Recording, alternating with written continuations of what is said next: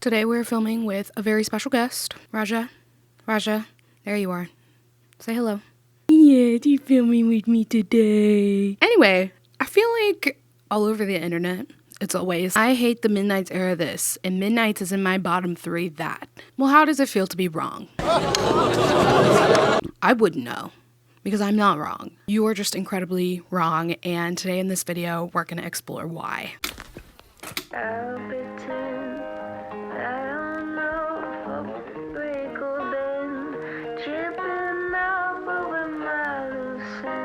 Hey Swifties, my name is Jasmine. This is my YouTube channel where I talk about music, pop culture essentially, especially as it relates to Taylor Swift and One Direction, kind of my specialty, but I talk about other people too, all kinds of artists, especially in pop. Today we're going to be putting the spotlight back on Taylor, as I usually do, as I love to do, so we can talk all about Midnights. Not only are we talking about Midnights, we're doing a Midnights era deep dive. I had a lot of Midnights in my 2023 Spotify Wrapped, and I think that just made me realize how much I really love the album and how perfectly I think everything was done. I vividly remember, like, I saw my Spotify Wrapped and a couple days later, I woke up in a cold sweat at like 4 a.m. and blindly reached over my phone and put in my notes app, "In Defense of Midnights." That's just what I put, and then I went back to sleep because I knew I wanted to do a video called In Defense of Midnights where we talk about why I think it was such a good album and such a good era and why I think she deserves some more appreciation. So we're gonna go over the era, the aesthetics, the music itself, just everything about Midnights, starting with when this all began. We're gonna build a little timeline here of everything that went down leading up to Midnights. So here we have February 2022. Taylor is seen leaving a recording studio with Jack Antonoff, her parents, and her team. This is when new album speculation would begin. I remember this day so vividly, just like the pure, not even just excitement. It was more like panic, like vomit-inducing panic, sick to my stomach type beat, because Taylor was leaving a studio. Not only was Taylor leaving a studio, she was seen leaving with Jack, specifically, and her team and her parents, which means, you know, like she's up to something is coming. All of the theories flying around in this time, absolutely insane. That's what kind of makes it so exciting. Like if you've experienced like a cycle, not just with Taylor, but like with your favorite artist in general, and you get that first sign that something is coming, there is nothing like it. So this is such an exciting time. Everyone's speculating, what could this new album be like? And this new album speculation lasts for a while. It wasn't like Taylor was seen in the studio and then something dropped at midnight or something came out the next day. We didn't have anything else until July. Late July 2022, Taylor appears on stage at a Haim show, and this creates more new music speculation.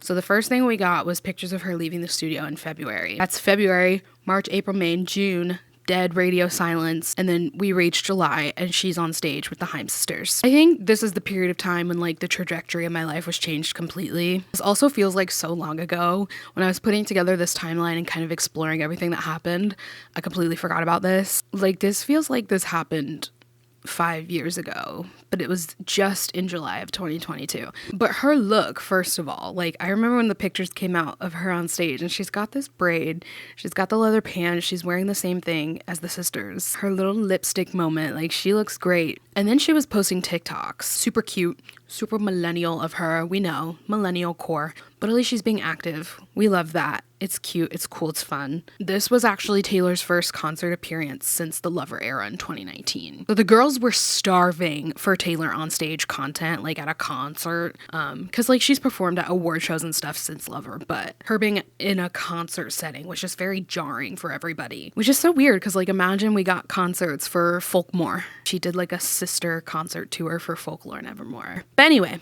then, okay, so that was in July. So then we move on to August. At the end of August 28th, Taylor is at the 2022 MTV VMAs. So she wears this iconic dress at the VMAs, sparking Reputation TV allegations, because this dress obviously looks like the one that she was wearing when the whole MTV thing happened with Kanye. So everyone was like, oh my God, she's gonna re-release Reputation. She's gonna release Reputation Taylor's version. You know, I was like, better believe this because I believe it every time. No matter how many times we've been wrong, you could literally say, oh my God, Rep TV is coming tomorrow. And I'd be like, fuck, you're right. It's coming at midnight. But nope. During her acceptance speech, she announced Midnights set to come out in October and not Reputation, Taylor's version. World Stop, 10th studio album, Can you believe it? We're getting TS10.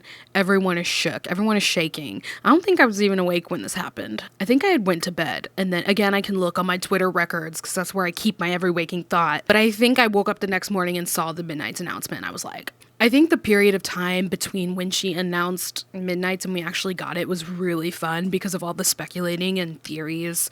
Like, nobody had any idea really what it was going to be like, which is pretty common for new albums. I mean, you don't know what your fave is going to do.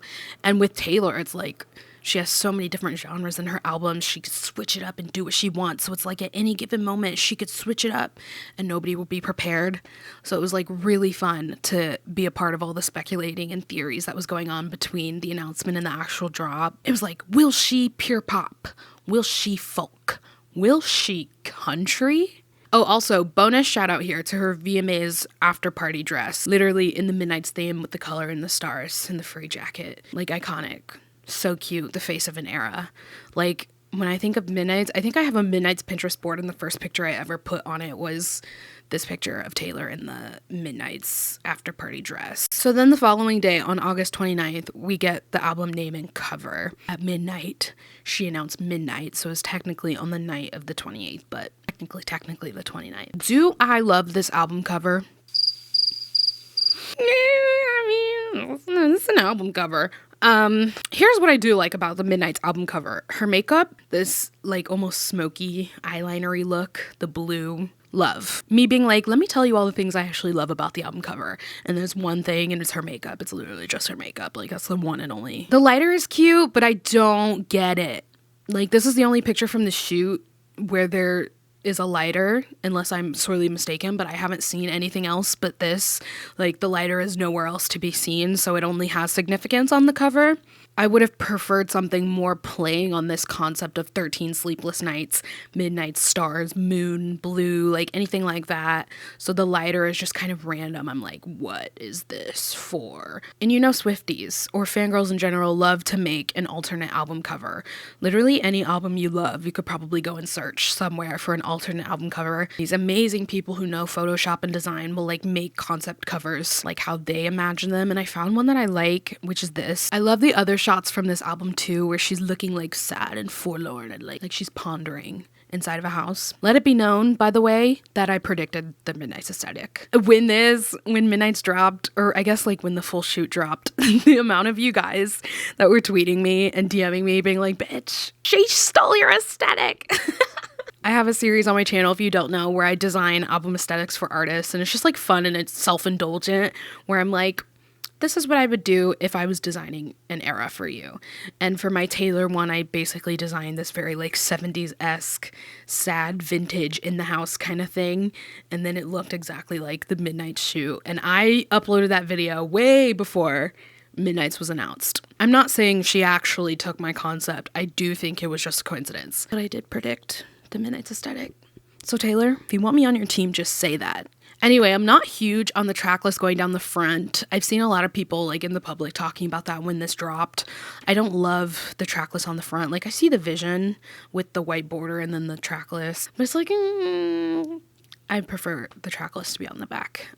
More on this in a bit. Let's move on real quick because I am going to talk about the album cover and the look in another part of this video.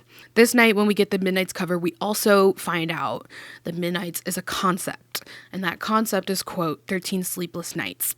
And when she announced the album, she also released this paragraph that says, "We lie awake in love and in fear, in turmoil and in tears, stare at walls and drink until they speak back. We twist in our self-made cages and pray that we aren't, right this minute, about to make some fateful life-altering mistake." This is a collection of music written in the middle of the night, a journey through terrors and sweet dreams, the floors we pace and the demons we face. For all of us who have tossed and turned and decided to keep the lanterns lit and go searching, hoping just maybe when the clock strikes 12 we'll meet ourselves. Midnight's the story of 13 sleepless nights scattered throughout my life will be out October 21st. And that is very, very, very cool. The fact that this was supposed to be a concept and she developed that so well, like that paragraph itself is just mind-blowing. And it says so much about like the lyrical content and the artistry that you're gonna find on Midnight's. It's very, very cool. I think it's such an underrated concept. Like, we don't appreciate enough how much thought and effort and creativity went into creating that. And I think for someone like Taylor, who has been in the spotlight for so long, that's literally the most perfect concept for her. Like, thoughts and feelings from the middle of the night throughout her life, like that is just beyond genius, some may say. So then we have September 1st and 16th. Taylor reveals all the alternate covers for Midnights. There's 4 different editions. And then she reveals on TikTok, if you put them all together, like 4, it creates a clock. Out of all the covers, I think I like this one the most. I like the makeup again and the sweater. And I think this poses a lot better because, again, where did the lighter come from? I'm gonna die on this hill. Like, I just don't get that. Maybe you guys are gonna come for me in the comments and be like, it's a metaphor for this. I just missed that, okay? Nobody ever told me what the lighter is for. I don't know. Maybe I should have searched it up before I started this video. And I just want to mention again, while we're looking at the alternate covers, her lying around the house with this 70s vibe, this vintage vibe going on. I created this. This was my vision in my designing album aesthetics video for Taylor. While I didn't really like the track list on the back, I will say just having a giant picture on the back that aligns to make a clock is so cool. Like, if that's why you didn't put the track list on the back, then I'm completely fine with it, because doing that instead is really cool. I just want to know who else is doing it like this. Who else is doing it like this? Who else is this batshit crazy? Nobody. I just feel like we don't credit Midnights enough for the attention to detail, and this is a perfect example, like the forming of the clock. All right, then we move on to September 21st, the beginning of Midnights Mayhem with Me, which, if you don't know, Midnights Mayhem with Me was a TikTok segment that Taylor did. She basically used ping pong balls with numbers on them to reveal the track list of Midnight. Let me just say the delusion that we went through with this. This was such a time, just such a time. It was a good idea. I'll start with that, actually. I like the concept of Midnights Mayhem with Me. I liked that it was themed in that very 70s, like, vintage looking thing, like the intro. It was just such a cool concept. Like, I love an artist could just simply drop their track list, but when they actually put effort into interacting with people and making it fun, I think that's super cool. But the delusion that we went through with this, it was just so stressful, so crazy. She held the phone upside down one time, the red phone that she speaks into, and people lost their minds, trying to look for clues and hints in every little crack and crevice. Also, when I was researching for this video, and I was watching these track list reveal TikToks, I noticed that in the first one, like, she begins the entire series by saying, "It's me, hi." It's me, hi. She literally says it's me, hi, to open up the whole thing, and that's obviously a reference to Antihero that nobody knew about at the time, so it's like nobody caught on to it. But then if you go back and watch it, she literally says Antihero lyrics. That's crazy. The way her mind works, like, she needs to be studied. Sorry. I also remember when she first announced Karma. Damn, I think the day that Taylor announced that she had a song called Karma was more important than the second coming of Christ. Because once upon a time, we all believed that she had a secret album called Karma. So it was just a humongous jump scare when she had a song called Karma after we all thought she had an album called Karma. I also remember being really excited about vigilante shit. This was the first curse word in a song title that we ever got from Taylor, so everyone was like, what? And just the title vigilante shit is so interesting, right? And I cannot forget the excitement and madness and absolute delusion when we found out that she was doing a feature with Lana. When she announced Snow on the Beach, she didn't just announce the title of the track, but she also announced that it was featuring Lana Del Rey. Poor little Swifties, we really thought like she would release a song with Lana and Lana would get this feature and it was going to be like a proper collab. I will say some people were skeptical though. There was people in the public who were like, but will Lana get a verse? But I was hopeful because she gave Phoebe a verse.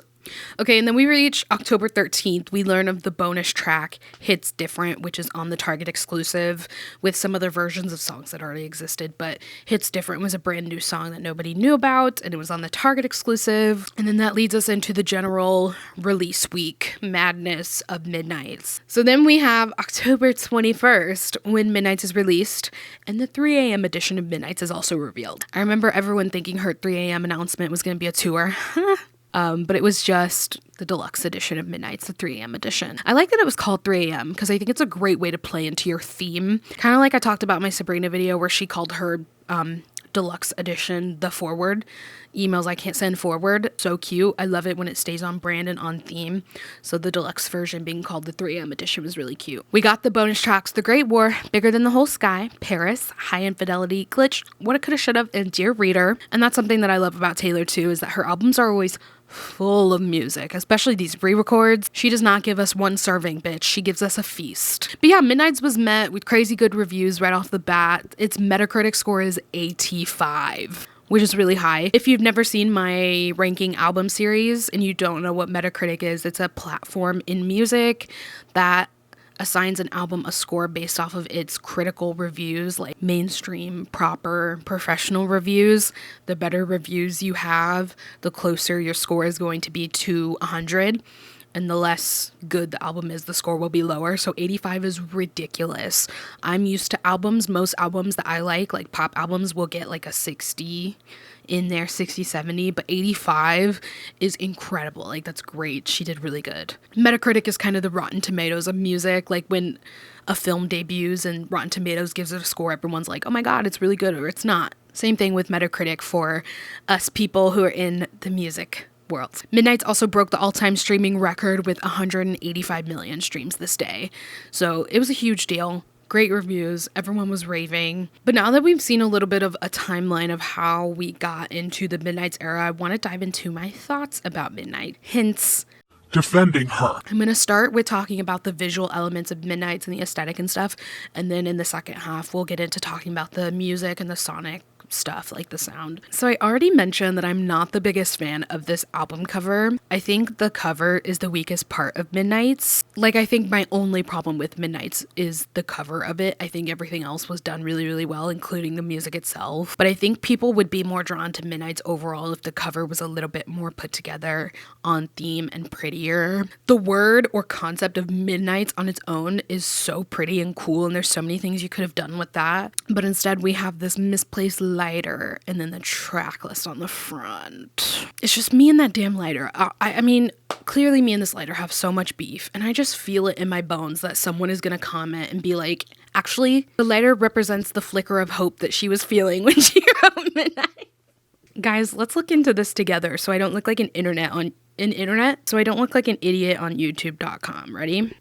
There's some people in this Reddit saying it's about Joe. There's people in this Reddit thread saying it's supposed to resemble a Hebrew letter that is the 10th letter of the alphabet and represents the number 10.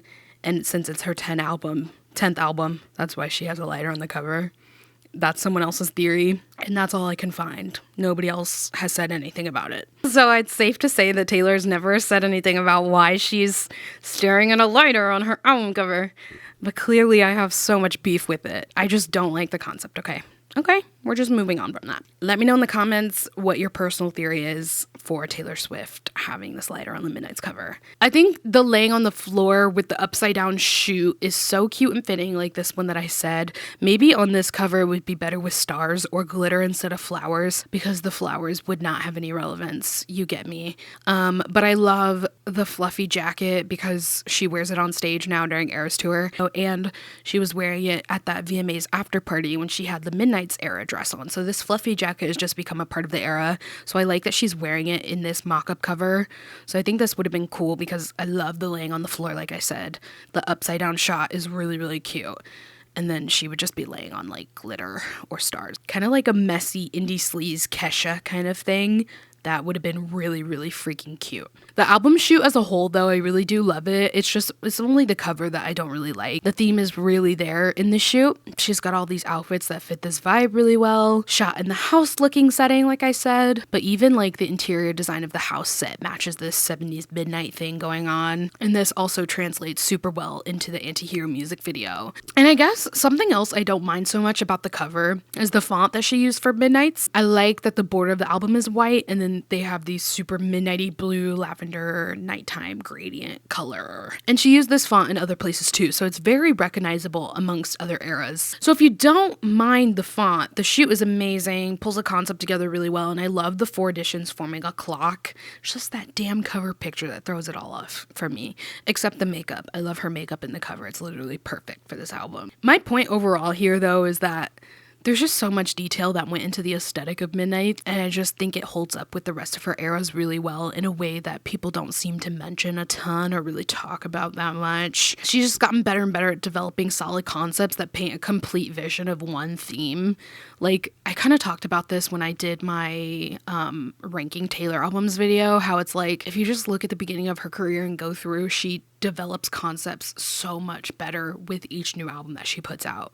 They were getting more and more themed that by the time she got to like Folklore, they just had these solid themes. And I think Midnight's has a really, really solid theme and concept too, in a way that people don't freaking mention. Now let's talk about Midnight's sonically, the music itself on Midnight's. I love the sound of Midnight's. I love these songs. I love this album. I think Midnight's outranks like 4 other Taylor albums for me.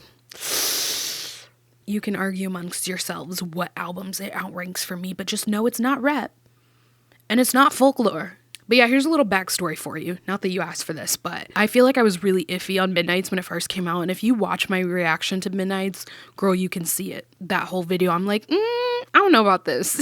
But it's been a good year and some months now since she released. I've spent a lot more time with her, and I feel like she's just grown on me so much. Like, we had a very slow burn relationship, kind of enemies to lovers slow burn. But we got there in the end, and now we're committed. I did that Spotify thing they had out a bit ago to see what Taylor era you listen to the most statistically, and Midnight's was in my top 5. Before that, I was ranking Midnight's at the bottom, but Spotify called my ass out, and it was in my top 5. I don't remember the exact placement, but it was in my top 5 Taylor eras. I had to take a long, hard look at myself in the mirror and say, Jasmine, you're a Midnight stan. I didn't even realize it, and then half of Midnight's was in my 2023 Spotify Wrapped, with Bejeweled being in my top 5. Bejeweled? Girl, I do not remember listening to Bejeweled that many times.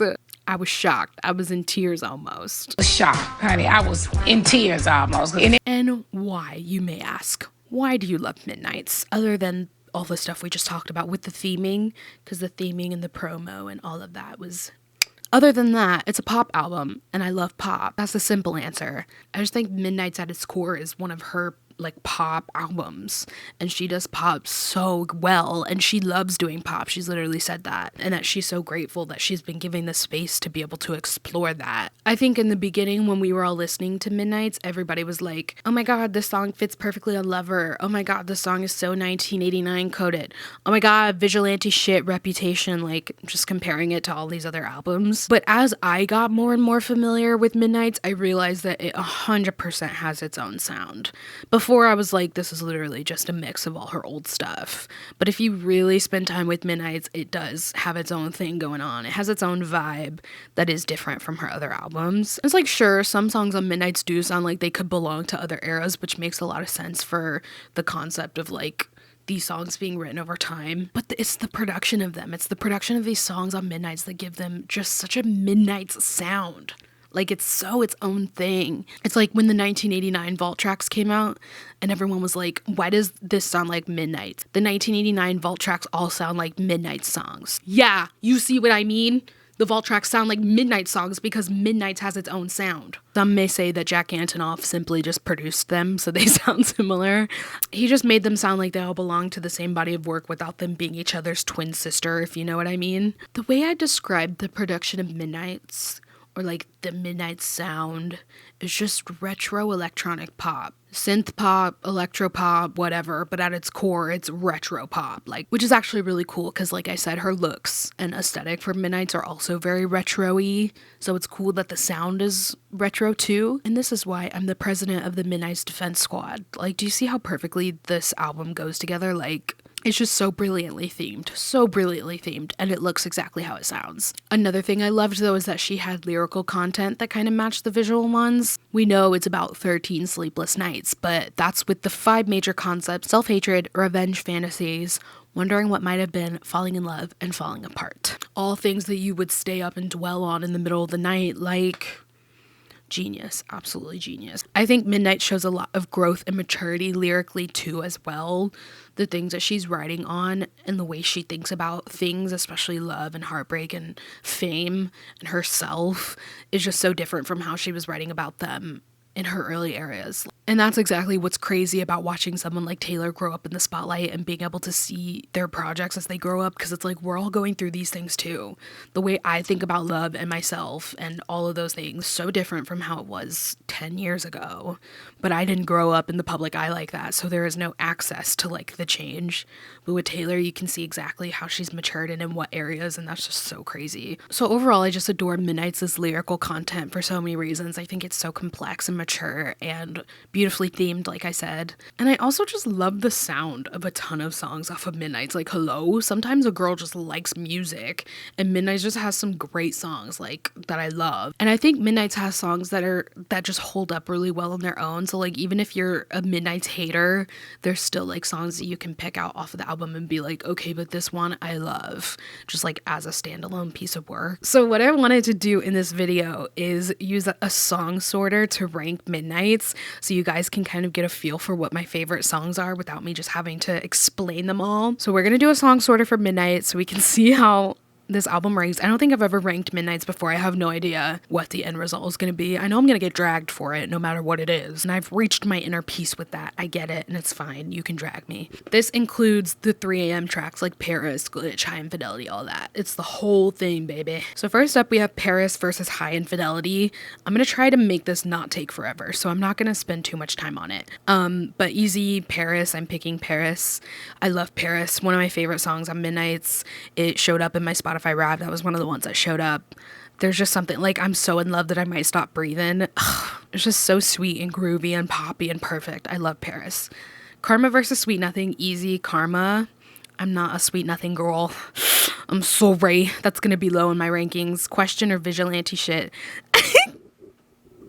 I don't really fuck with Question. Is it really? It's gonna be kind of unhinged of me to pick Vigilante shit, but I'm gonna pick it. I'm not a Question girl. I don't care about Question. I like Vigilante shit. You're on Your Own Kid versus Snow on the Beach.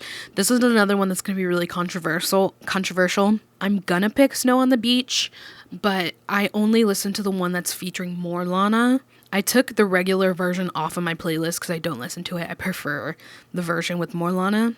So that's what I'm going to pretend this is, and I'm going to pick Snow on the Beach. I don't know, Snow on the Beach is just like unlike any other song that she has. The production of it, the way she sounds, like, I don't know. I love Snow on the Beach. And You're on Your Own Kid is good. Like, one of her best songs, lyrically, the concept of it.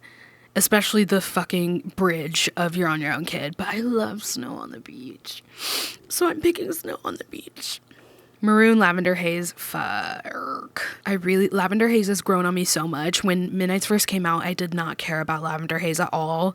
But I think it was Eras Tour and the Eras Tour movie that really hyped up Lavender Haze for me. I'm probably gonna pick Maroon though. Maroon was my OG fave on Midnight's.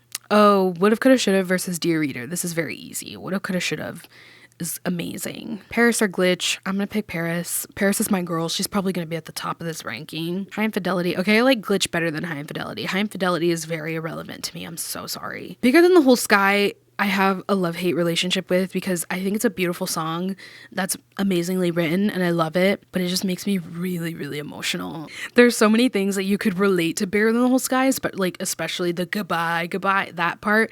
Like there's so many things I can think of in my life that pertain to that and it destroys me. But I do love The Great War. I'm gonna pick The Great War. Karma, Mastermind. I love Mastermind. I know a lot of people don't give two shits about Mastermind. Like so many people are Mastermind haters, but I love her. Ridiculously catchy and just the concept that she's singing about. Like, but Karma is so good. Oh, I'm gonna pick Karma.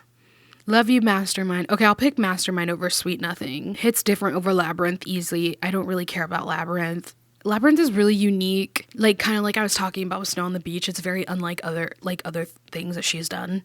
It's like unique in its own right, but I just don't like Labyrinth that much. It's just boring for me. Bejeweled, Vigilante shit. I'm picking Bejeweled. I already told you Bejeweled was in my top 5 somehow. It's just one of those songs where it's like, I can't help it. Like it comes on shuffle and I can't skip it because it's just so fun. It's just so cunty and girly and cute. I love Bejeweled. Midnight Rain, Snow on the Beach. I love Midnight Rain, one of my faves, but Snow on the Beach outranks her, sorry. You're on Your Own Kid also outranks Midnight Rain. Maroon or Antihero. I unfortunately am an anti-hero stan. I think I said this in my ranking all Taylor Swift songs. I know it's really basic to be an anti-hero stan, but I kind of stan her. But Maroon is like my fave, so I'll pick Maroon. Lavender Haze, I would also pick over Antihero. Sorry, this is really unhinged. I'm so sorry, but I have to pick Paris. Like, love you, woulda, coulda, shoulda, but Paris is my girl. Like, I kind of want Paris to be number one. Glitch, okay, I'll pick woulda, coulda, shoulda over Glitch. Dear Reader, Glitch. I'll pick Glitch over Dear Reader. I do not give one single shit about Dear Reader. She might as well not exist, I'm sorry. High Infidelity, Dear Reader. See, I'd pick High Infidelity over Dear Reader. Karma, The Great War. The Great War is a great song. Don't get me wrong, but I am going to pick Karma. I am also going to pick Mastermind over The Great War. You don't understand how big of a Mastermind stan I am. Okay, I'm picking The Great War over Sweet Nothing. Sorry, I'm just not a Sweet Nothing girl. Maybe I hate love. I'm picking Bigger Than the Whole Sky over Sweet Nothing. Sorry. Hits different, Bejeweled. Unhinged of me, but I'd rather listen to Bejeweled. I'm so sorry. Okay, but I'll pick Hits Different over Vigilante shit. Question, Labyrinth. I'd rather listen to Question. Maroon or Snow on the Beach? I think I'm gonna pick Snow on the Beach. I'm sorry, Maroon. Love you, girl. You're so good. I would pick Maroon over You're on Your Own Kid. I would honestly probably pick Lavender Haze over You're on Your Own Kid, too. I'll pick You're on Your Own Kid over Antihero.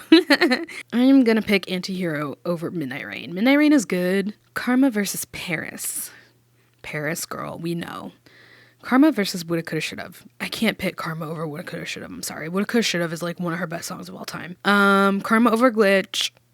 Mastermind over Glitch. The Great War over Glitch. I would pick Glitch over Bigger Than the Whole Sky. Sorry. I do like Glitch. I feel like people don't talk about it, but it's kind of sexy. I do like Bigger Than the Whole Sky more, even though it makes me emotional. Snow on the Beach or Bejeweled. That's easy. Snow on the Beach. Maroon over Bejeweled. Lavender Haze over Bejeweled. I'll pick Hits Different over Antihero. Antihero over Vigilante shit. Midnight Rain over Vigilante shit. Paris and Snow on the Beach.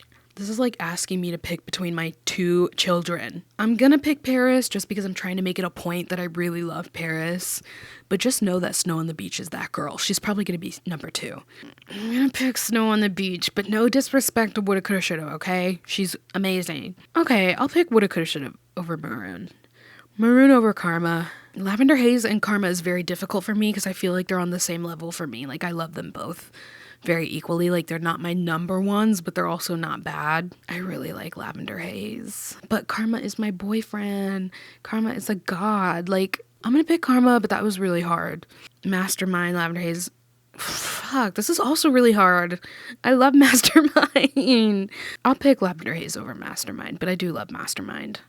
Mastermind over Bejeweled. Bejeweled over The Great War. The Great War over You're on Your Own Kid. You're on Your Own Kid over Glitch. Hits Different over Glitch. Midnight Rain over Glitch. Okay, Vigilante shit and Glitch are very much on the same level for me. I'll pick Glitch. Honestly, I think I'm going to pick Bigger Than the Whole Sky because, like I said, it makes me emotional, but I do think it's a better song than Question. I'd rather listen to Question than Sweet Nothing. These are irrelevant songs to me, though. Go with Labyrinth. I'm done? Oh my god, we have our ranking. My top 5 is kind of sexy. This is my top 5. Paris, Snow on the Beach, Woulda, Coulda, Shoulda, Maroon, and Karma. Like, that is so fair.